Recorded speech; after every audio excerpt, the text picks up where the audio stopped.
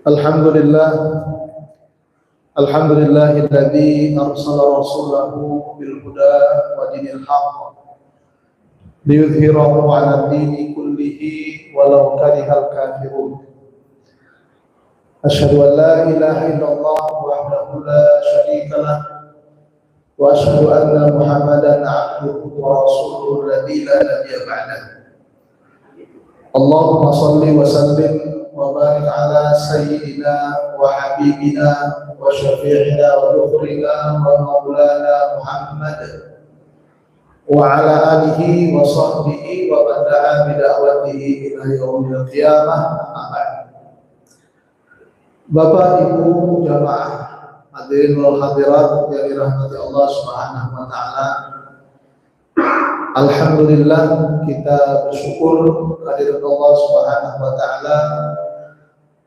Pada malam ini kita mengadakan kajian perdana kita, yaitu tentang sejarah Nabi Muhammad sallallahu alaihi wasallam, yang familiar disebut dengan sirah nabawiyah. Sirah itu artinya perjalanan, nabawiyah artinya kenabian. Yang dimaksud di sini adalah Nabi Muhammad sallallahu alaihi wasallam. Salawat berangkaikan salam kita sampaikan kepada beliau junjungan Nabi Muhammad sallallahu alaihi wasallam. Semoga kita mendapat syafaat beliau nanti di hari akhirat nanti. Hadirin hadirat jamaah yang diberkahi Allah, ini merupakan kaji perdana kita, dan insya Allah setiap Jumat ketiga setiap bulannya ba'da maghrib sampai isya, ya. Insya Allah kita akan mengadakan kajian kitab yang saya pegang ini, kitab As-Sirah An-Nabawiyah. Ini ada 2 jilid. Penulisnya wafat tahun 218 Hijriah. Jadi sudah lama Pak. Ini kitab merupakan kitab klasik Sirah Nabawiyah.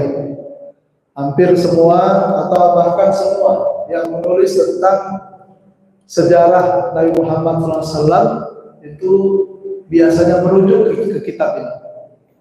Artinya Bapak, Ibu-ibu, kita kaji kitab ini dalam rangka untuk kembali kepada rujukan utama tentang Sirah Nabawiyah.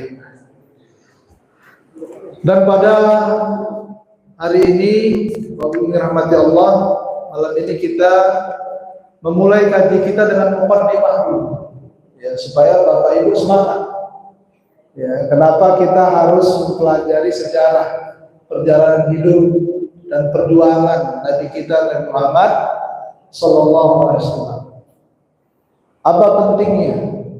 Apa hikmahnya?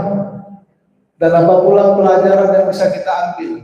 Sekurang-kurangnya Bapak Ibu, majelis ini merupakan majelis mulia, ya, majelis yang sangat diberkahi oleh Allah Subhanahu wa taala. Kenapa?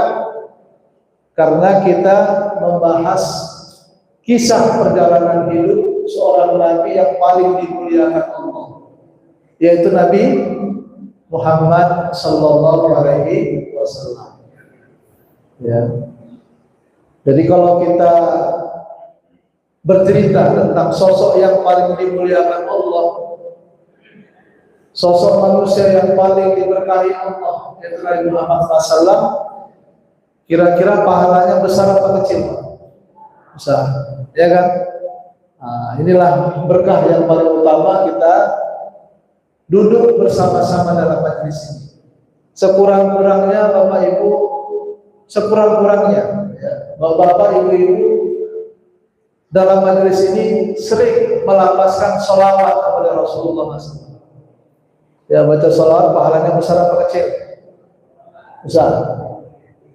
Ya, karena kita belajar tentang kisah hidup Nabi Muhammad SAW, otomatis ya Bapak Ibu sekalian, saya sering mengucapkan, melafazkan nama Nabi Muhammad. Nah, kewajiban Bapak apa Pak? Berselawat, ya. Ibu-ibu berkewajiban untuk berselamat. Ya.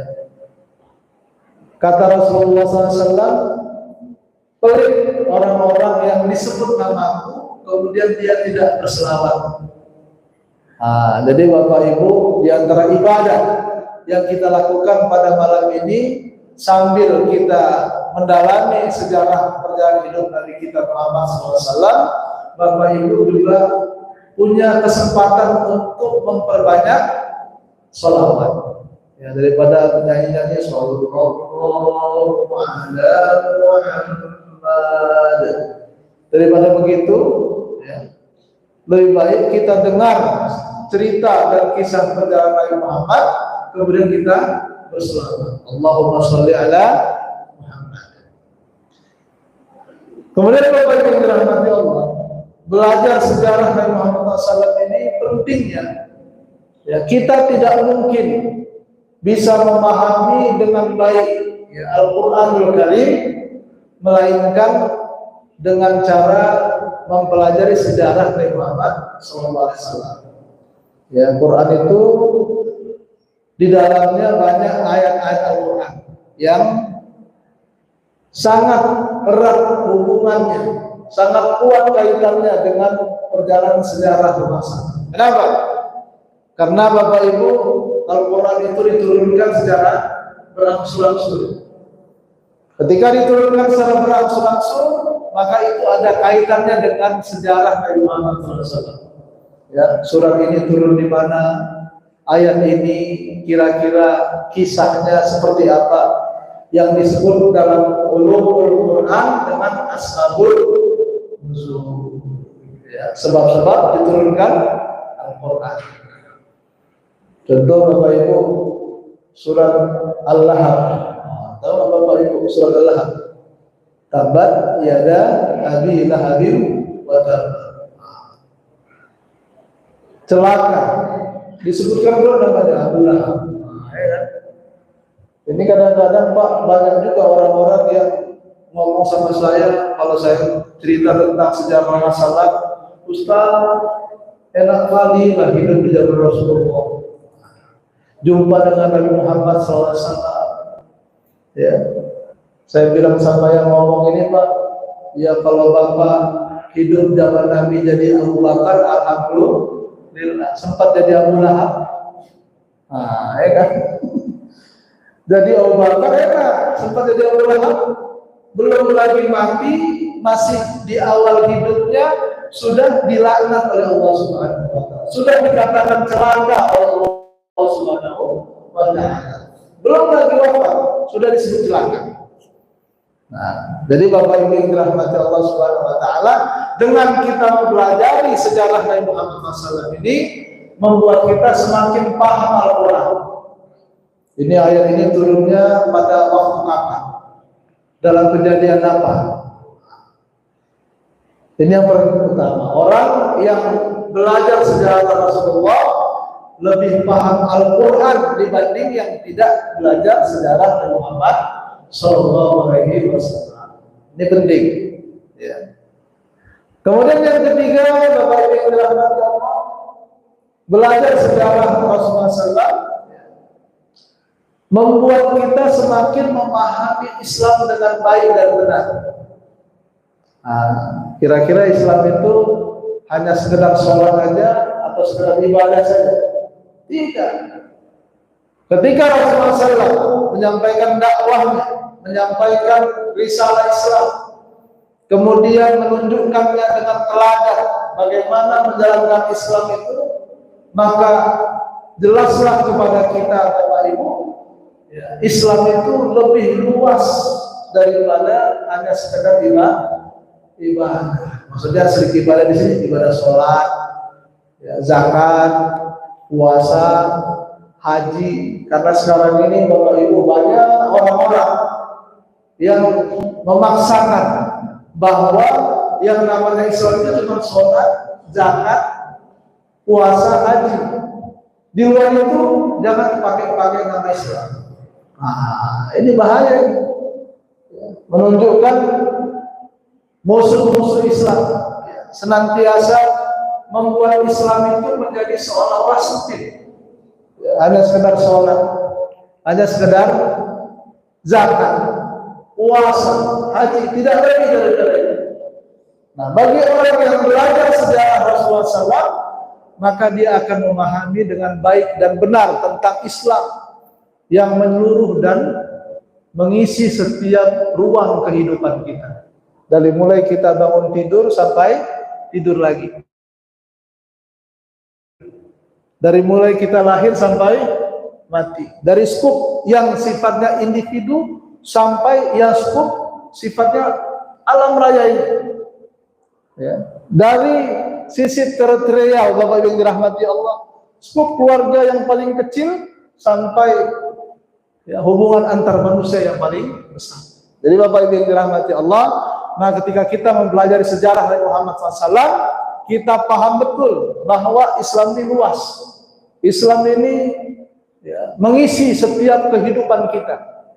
Ya, bukan hanya sholat, zakat, puasa, haji, dan lain sebagainya, tetapi juga mengisi kehidupan kita, baik itu kehidupan ekonomi, sosial, bahkan politik.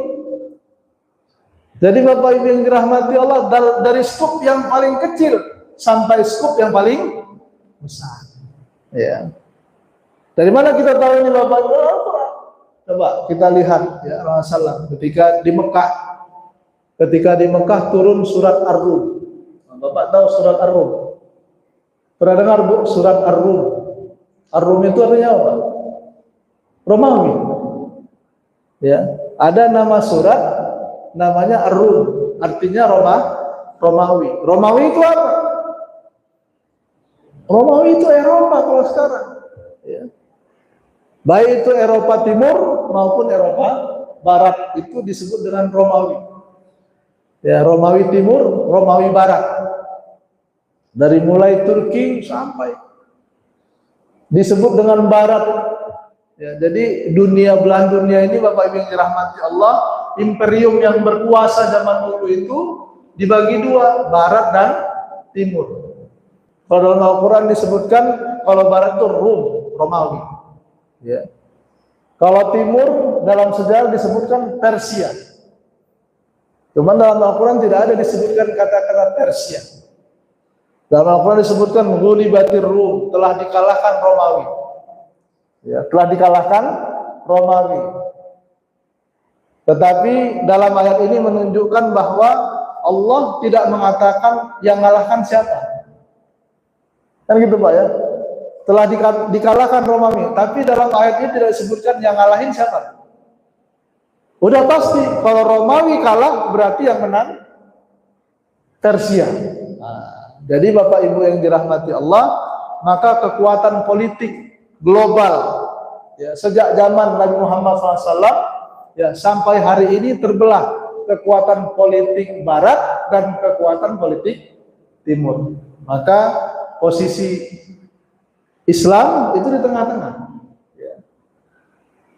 Baik itu diwarnai atau mewarnai Barat dan Timur. Nah, itulah kira-kira Pak. Jadi Bapak Ibu yang dirahmati Allah Subhanahu wa taala, saya ingin menyampaikan dengan kita belajar sejarah Nabi Muhammad SAW, maka kita memahami ya, Islam itu lebih luas. Ya. Lebih gamblang ya, bahwa Islam itu bukan hanya sholat, bukan hanya zakat, puasa ataupun haji, ya, tetapi tentunya itu penting dan sangat penting. Ya. Tetapi Islam itu lebih daripada itu. Nah, itulah kira-kira Pak. Maka dalam buku ini Bapak Ibu yang dirahmati Allah Subhanahu wa taala disebutkan ya, bahwa munculnya risalah Nabi Muhammad SAW ini merupakan peristiwa yang paling besar.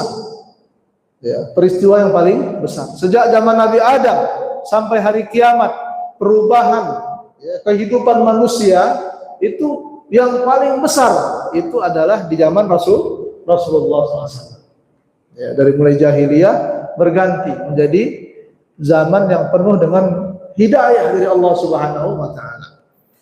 Maka Bapak Ibu yang dirahmati Allah, kita ketika mempelajari sejarah Nabi Muhammad SAW akan mendapatkan bagaimana cara kita untuk meningkatkan ulul himmah. Ya. Apa ulul himmah? Ulul himmah ini artinya Bapak Ibu yang dirahmati Allah, kita meningkatkan keinginan ya, ataupun cita-cita kita yang tertinggi. Ya, bagaimana Rasulullah berdakwah di Mekah, kemudian ke Madinah. Bukan hanya itu, Rasulullah SAW juga berperang fi sabilillah, ya, mengajak orang-orang Arab untuk masuk dalam agama Islam. Kemudian Bapak Ibu yang dirahmati Allah, dengan kegigihan, dengan kesungguhan, ya, sampai-sampai tidak ada rumah kecuali dimasuki oleh Islam. Ya. Jadi bukan hanya sholat puasa, tetapi juga Bapak Ibu yang dirahmati Allah berupaya bagaimana supaya Islam itu masuk ke setiap rumah-rumah orang-orang Arab. Sampai akhirnya Mekah pun masuk Islam. Ya, Madinah masuk Islam, Mekah masuk Islam, seluruh jazirah Arab masuk Islam. Sehingga Bapak Ibu yang dirahmati Allah, Rasulullah SAW sampai bersabda, tidak boleh ada dua agama di jazirah. Nah, menunjukkan apa? Menunjukkan kuatnya Islam itu. Ya. Nah, ulul himmah, kegigihan dan kesungguhan dalam menjalankan Islam. Ya. Ini kadang-kadang kita melihat fenomena sekarang, jangankan kegigihan menjalankan Islam sebagaimana Nabi Muhammad dan para sahabat. Ya. Sholatnya ini udah payah. Kan gitu Pak ya. Kira-kira sholat subuh di sini rame apa sedikit Pak? Rame Pak ya? Penuh. Alhamdulillah ya kan. Itu dengan Islam Bapak yang dirahmati Allah, masjid itu penuh di zaman Rasulullah SAW. Tidak ada yang tidak ke masjid, ya kan? Kemudian di zaman Imam Syafi'i itu, ya, di Kufah itu daerah Irak, di zaman hidupnya Imam Syafi'i rahimahullah, itu masjid-masjid itu penuh membludak, ya, sampai ke pasar sana. Bukan sholat Jumat, sholat fardu. Nah, jadi sudah selesai masalah itu. Nah, kaum muslimin jangankan berjuang untuk Islam, ya, sholatnya aja belum sempurna. Jadi Bapak Ibu yang dirahmati Allah, maka dengan kita mempelajari sejarah Rasulullah SAW, kita melatih diri kita untuk memiliki ulul himmah, kegigihan dan kesungguhan menjalankan Islam. Ini jadi motivasi bagi kita. Kemudian yang kedua, al-butulah, disebutkan dalam kitab ini. Ya, kita ketika mempelajari Islam, maka Islam itu mengajarkan kita jiwa patriotik, jiwa perjuangan, menegakkan Islam. Jadi jiwa patriotik, jiwa pejuang, ya, dalam Islam ini Bapak Ibu, yang senantiasa oleh orang-orang musuh-musuh Islam, ya, kalau bisa diredam ini, jangan sampai umat Islam punya jiwa patriotik, punya jiwa pejuang. Nah, jangan sampai itu diredam semaksimal mungkin.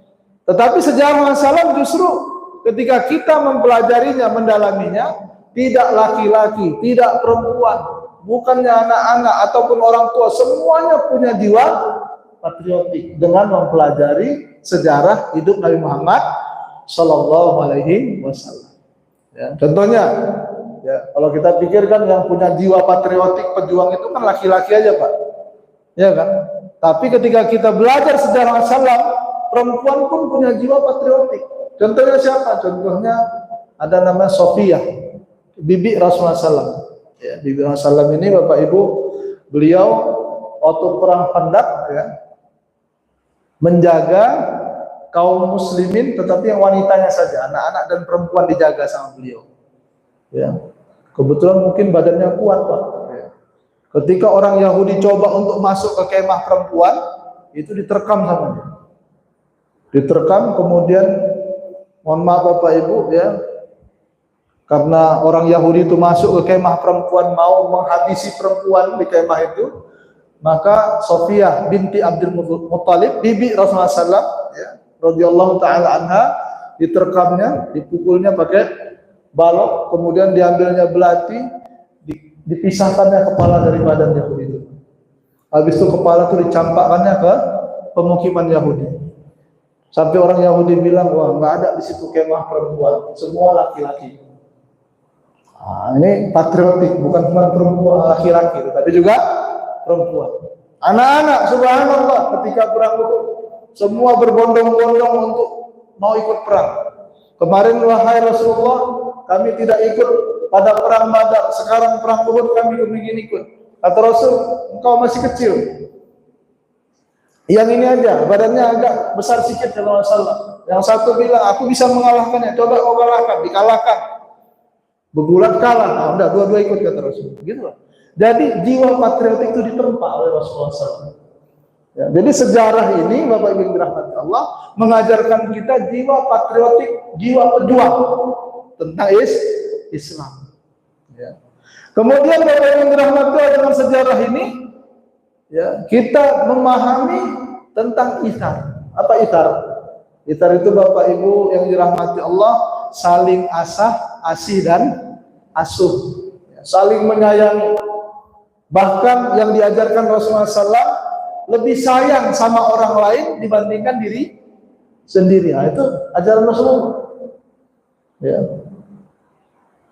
La yu'minu ahadukum hatta yuhibba li akhihi ma yuhibbu li nafsihi. Allah SAW, seseorang tidak dikatakan beriman sebelum dia mencintai saudaranya sebagaimana dia mencintai dirinya. Itu diajarkan Rasul. Nah, kalau kita kan sekarang ini Pak, ya, asalkan untuk kepentingan dirinya sendiri, saling sikat sikut, kan gitu Pak ya. Nah, itu tidak diajarkan oleh Rasulullah SAW. Justru saling apa? Saling asih dan asuh. Mencintai saudaranya lebih dibandingkan mencintai diri sendiri, dan itu bagian daripada iman. Ya, makanya Bapak Ibu yang dirahmati Allah Subhanahu wa taala, di zaman Rasul itu para sahabat saling mengasihi. Apalagi antara sahabat dengan Rasulullah. Nah, para sahabat ini Bapak Ibu kalau sudah mengungkapkan cintanya sama Rasulullah luar biasa.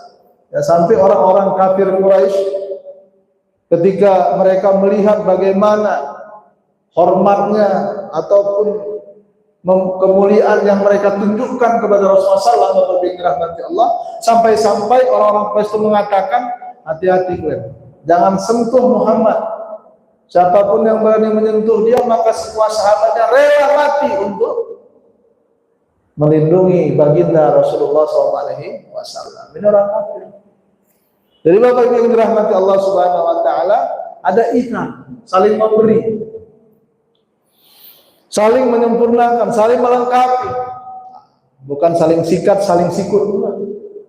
Lebih mendahului saudaranya dibandingkan dirinya sendiri.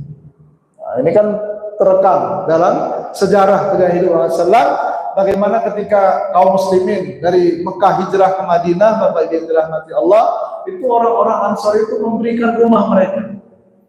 Nah, dipersaudarakan, diberikan rumah. Nah, ini aku punya rumah dua, untuk kau satu, untuk aku satu. Ini aku punya kebun nih luas. Nah, nanti bagi dua, ini untuk kau satu setengah, untuk aku setengah. Itulah hebatnya, ya, ithar.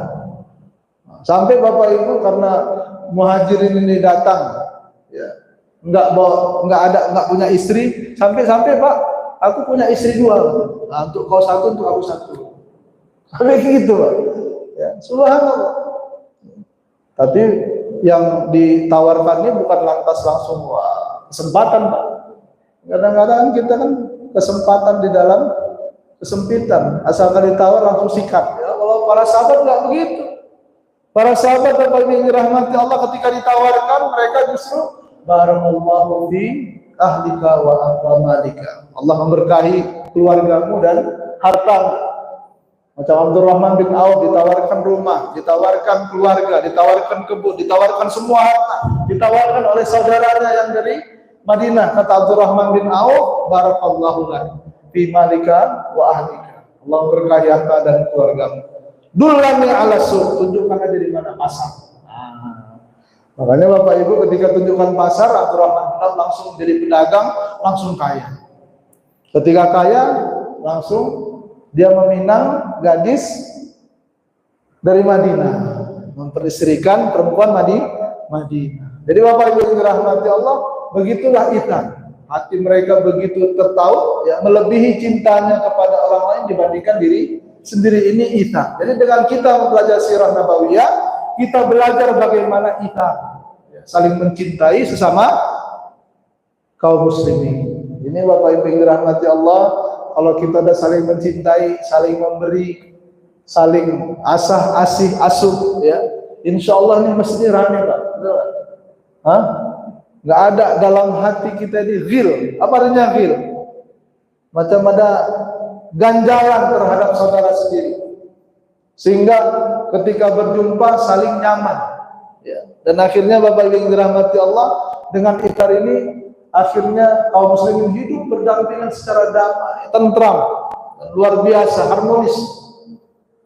Sampai orang-orang Quraisy itu dari Mekah ketika datang ke Madinah, ditengoknya orang Madinah itu kok adem, ayem. Sampai hari ini Pak, di Madinah itu lebih sejuk suasana kemasyarakatannya, sosialnya dibandingkan Mekah. Sampai hari ini. Saya Pak sempat 4 tahun di Madinah, kuliah di Madinah. Ya. Saya tidak mendapatkan, ya, bumi Allah yang suasana sosialnya lebih hebat, ya, dibandingkan Madinah. Hasil apa? Hasil tarbiyah dan pendidikan Rasulullah SAW. Ya, Bapak kalau pergi haji, pergi umroh, bedakan aja Pak, enak mana, ya kan? Memang berkah lebih besar di Mekah, tetapi ya, keharmonisan kehidupan sosial itu, kesejukan hubungan sosial itu lebih indah di Madinah. Ya, nanti insya Allah mudah-mudahan kita diberikan kesempatan untuk berziarah di Baitullah insyaallah. Amin. Ya, ke Mekah dan Madinah insyaallah. Kemudian dari belajar sirah nabawiyah ini Bapak Ibu yang dirahmati Allah, kita belajar tentang nusratul haq, memperjuangkan kebenaran. Jadi dengan kita belajar ini Bapak Ibu bukan sekedar sholat, zakat, puasa, haji, tetapi tanggung jawab kita sebagai seorang muslim, seorang mukmin, ya, kita menjunjung tinggi untuk menolong dan membela kebenaran, ya, mengatakan yang benar itu dan mengatakan yang batil adalah batil. Ya. Ada tuh doanya Pak. Apa doanya Bapak Ibu? Allahumma arinal haqqa haqqan warzuqna ittiba'ah. Wahai Allah, tunjukkan kepada kami yang hak itu hak, yang benar itu benar, dan mudahkanlah bagi diri kami untuk mengikutinya. Wa arinal batila batila, dan tunjukkanlah kepada kami kebatilan itu adalah kebatilan. Warzuqna ijtinabah, dan mudahkanlah bagi diri kami untuk menjauhkan diri kami darinya. Jadi Bapak Ibu, bagaimana caranya supaya ketika ada kebenaran mudah bagi kita untuk mendekatkan kebenaran itu kepada diri kita atau diri kita kepada kebenaran? Nah, belajar sejarah Rasulullah SAW. Kalau kita nggak belajar sejarah Rasulullah, nggak tahu kita bagaimana cara mendekatkan diri kita kebenaran, dan tidak tahu pula kita bagaimana caranya menjauhkan diri kita dari kebatilan. Bahkan Bapak Ibu, orang Islam sekarang udah nggak tahu lagi mana yang hak, mana yang batil. Ini kan musibah ini. Kita berislam, tapi nggak boleh lagi kita mana yang hak, mana yang batil. Islam kita cuma di masjid. Islam kita cuma hanya ketika bahas tentang zakat, tentang puasa, tentang haji. Di luar itu tidak ada Islam. Apakah begitu Rasulullah? Tidak. Jadi Bapak Ibu yang dirahmati Allah, kita, ya, mendekatkan atau menjunjung tinggi kebenaran itu dengan sebaik-baiknya. Belajarnya dari mana? Dari sejarah Nabi Muhammad Sallallahu Alaihi Wasallam. Macam mana caranya? Belajar kita dari sejarah Nabi Muhammad Sallallahu Alaihi Wasallam. Kemudian Bapak Ibu yang dirahmati Allah Subhanahu Wa Taala, kita belajar at-ta'awun 'alal birri wat taqwa. Kita saling tolong-menolong di atas kebaikan dan takwa. Ta'awanu 'alal birri wat taqwa, wala ta'awanu 'alal itsmi wal 'udwan. Ini kadang-kadang Pak, orang udah enggak peduli lagi. Yang dia guyub, berkumpul, ya, saling bersama, apakah gotong royong saling membantu untuk menegakkan kebaikan dan takwa, atau dia justru sebaliknya, nggak mau tolong. Dari mana kita belajar? Dari belajar sejarah perjalanan Nabi Muhammad Sallallahu Alaihi Wasallam. Kemudian dari sejarah Rasulullah ini, Bapak Ibu yang dirahmati Allah, kita belajar al-istimsaku bimakarimil akhlak. Berpegang teguh dengan akhlak, dengan moral, ya, dengan etika. Ini sekarang Bapak Ibu yang dirahmati Allah, banyak orang tidak bermoral, ya, tapi bangga, ya, menunjukkan, ya, bahwa kenapa rupanya, padahal nggak bermoral, tidak berakhlak. Ya, mau curang aja, mau rupanya kalau curang, ya kan, mencuri, begal, wah bangga, ya, begal dari atas sampai bawah, begal semua, nggak peduli. Kira-kira dalam Al-Quran nggak diceritakan kaum-kaum yang mereka itu membangga-banggakan kebatilan? Ada nggak dalam Al-Quran? Contohnya kaum Nabi Lut. Kaum Nabi Lut itu bangga mereka berhubungan sesama jenis. Ya kan? Kaum Nabi Lut itu bangga. Mereka menganggap berhubungan sesama jenis itu bukan sesuatu yang buruk. Enggak. Justru kalau ada orang tidak berhubungan sesama jenis ketika itu dianggap aneh.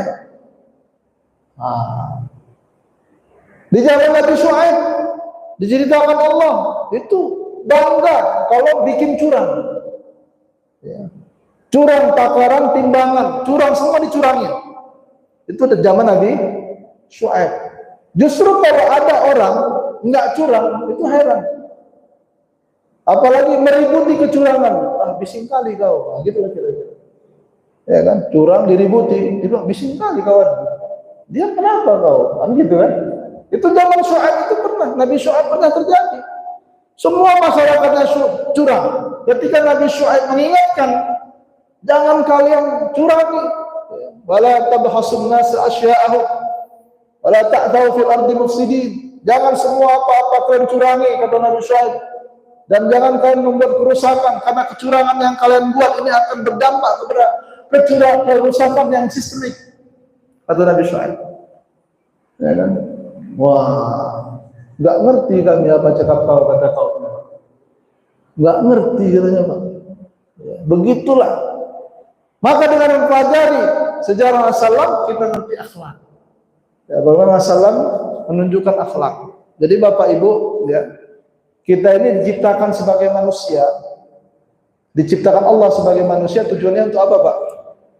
Tujuannya untuk menyembah Allah. Wa ma khalaqtul jinna wal insa illa liya'budun. Diciptakan manusia, diciptakan jin dan manusia tidak lain dan tidak bukan untuk menyembah Allah. Tapi diutus Nabi Muhammad SAW dalam rangka untuk menyempurnakan kemuliaan akhlak. Ya, jadi kalau yang namanya sholat, namanya puasa, namanya zakat, itu perintah Allah karena kita diciptakan, maka kita wajib beribadah kepada Allah. Tidak boleh beribadah kepada yang lain. Tetapi ketika Rasulullah SAW diutus menjadi seorang Nabi dan Rasul, apa kata Rasulullah? Wa ma bu'ithu illa liutammima makarimal akhlak. Tidaklah aku diutus sebagai Nabi, kata Rasulullah, sebagai Rasul, kata Rasulullah SAW, kecuali untuk menyempurnakan kemuliaan akhlak. Maka kita belajar sejarah Rasulullah ini Bapak Ibu, pentingnya dengan demikian kita belajar tentang akhlak. Akhlak Rasulullah SAW dengan ibu bapaknya. Walaupun ayahnya udah wafat sebelum Rasul lahir. Ibunya wafat ketika Rasulullah berusia 6 tahun. Tapi Rasulullah berakhlak kepada ibunya. Ya. Akhlak kepada pamannya, akhlak kepada kakeknya, akhlak kepada istrinya Siti Khadijah, akhlak kepada anak-anaknya, akhlak kepada sahabat-sahabatnya, ya, akhlak kepada kaum muslimin, akhlak sama orang pintar, akhlak sama orang bodoh. Itu ditunjukkan oleh Rasulullah.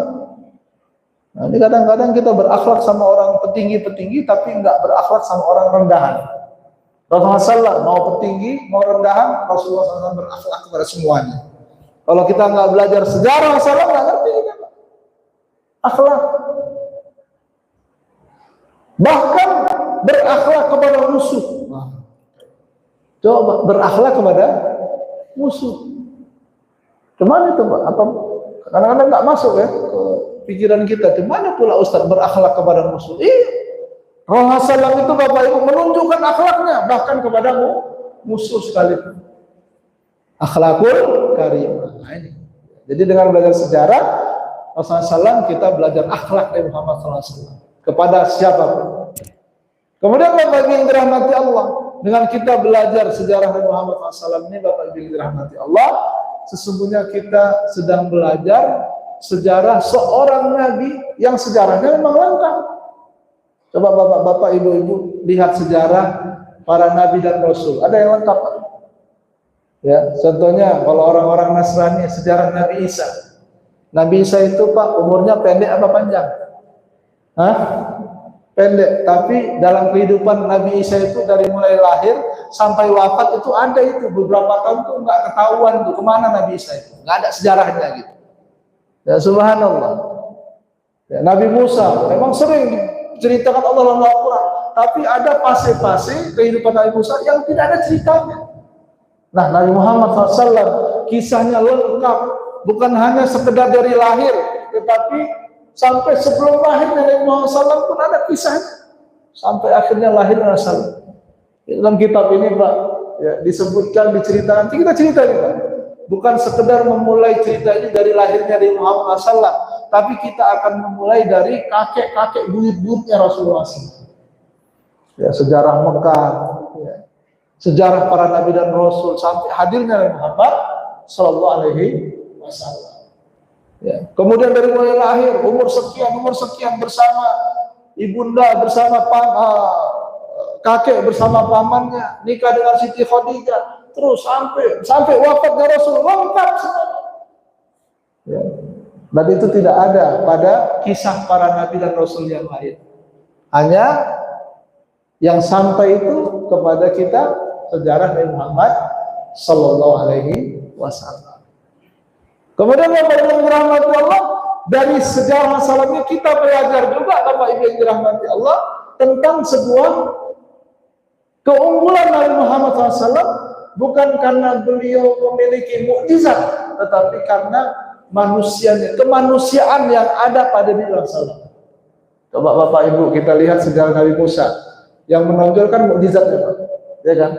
Tongkat dibuang jadi ular, kan gitu ya? Dipukul jadi membelah laut. Nah, itu Nabi Musa ceritanya itu.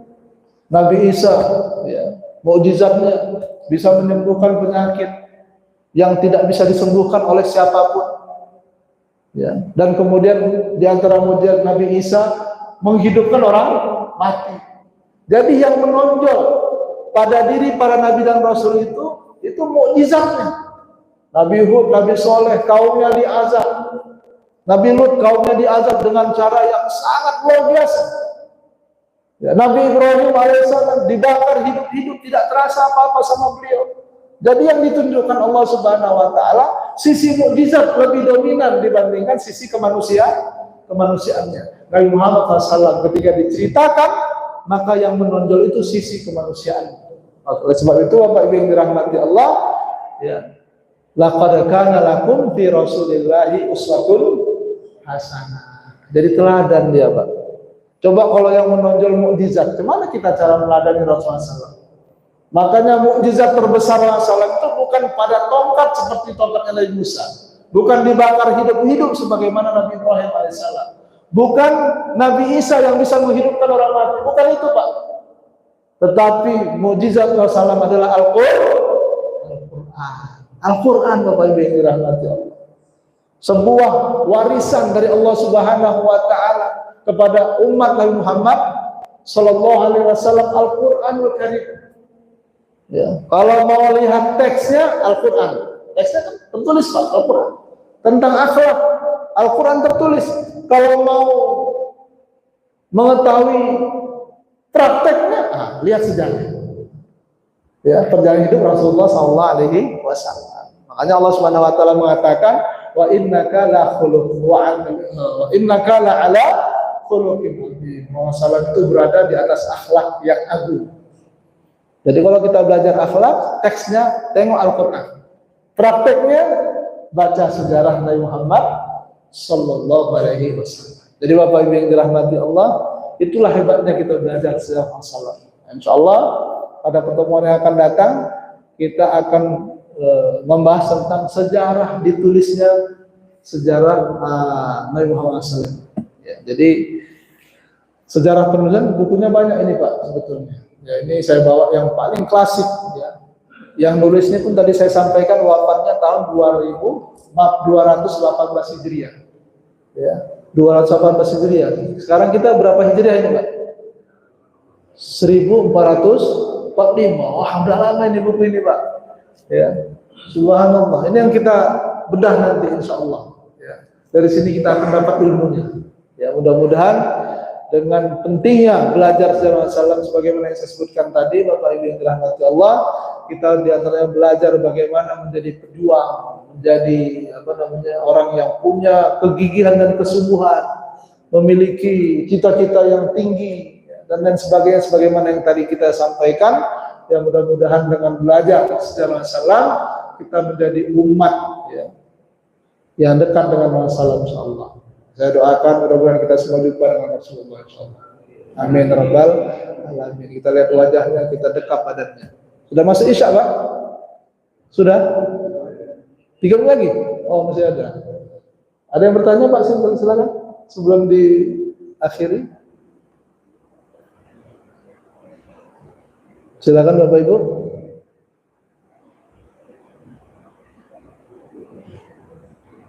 Nanti insya Allah ya Bapak Ibu di pertemuan yang akan datang saya nanti bawa bawa door prize Pak. Ya kan, bawa nanti hadiah, terus kasih pertanyaan, siapa yang bisa jawab dapat hadiah. Cocok Pak? Ya Bu? Cocok Bu? Nah, kalau ibu-ibu kepinginnya hadiahnya sembako lah Ustaz. Oh. Insya Allah nanti ya supaya termotivasi. Ya. Bapak ibu-ibu atau adik-adik remaja-remaja kita ya, bawa catatan ya, mudah-mudahan ada yang bisa dibawa ke rumah sebagai catatan dipelajari ya. Dan kitab Sirah Nabawiyah ini kalau nggak salah ada terjemahannya, tapi memang agak payah dicari ini kitab lama ya. Tapi kitab apapun tentang sejarah Nabi SAW ada, boleh Bapak Ibu miliki ya, baca-baca di rumah. Yang paling baik itu Pak kitab Ar-Rahiqul Maktum. Ar-Rahiqul Maktum.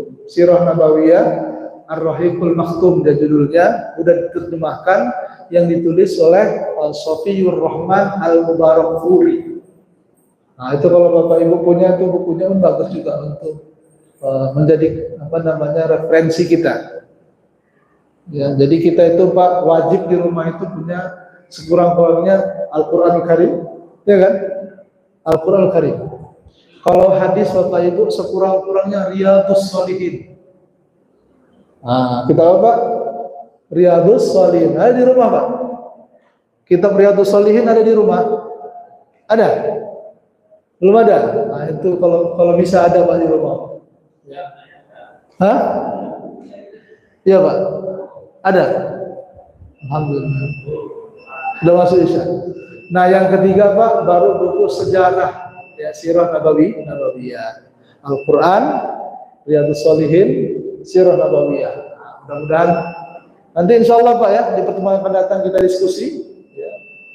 Terasa kita cukupkan. Terima kasih atas segala perhatian dan mohon maaf atas segala kekurangan. Aqulu qouli hadza wa astaghfirullah li wa lakum. Wassalamualaikum warahmatullahi wabarakatuh. A'udzu billahi minasyaitonir rajim. Bismillahirrahmanirrahim. Alhamdulillahirabbil alamin hamdan yuwafi ni'amahu wa yukafi'u mazidah. Ya Rabbana lakal hamdu kama yanbaghi li jalali wajhikal karim wa 'azimi sultanik.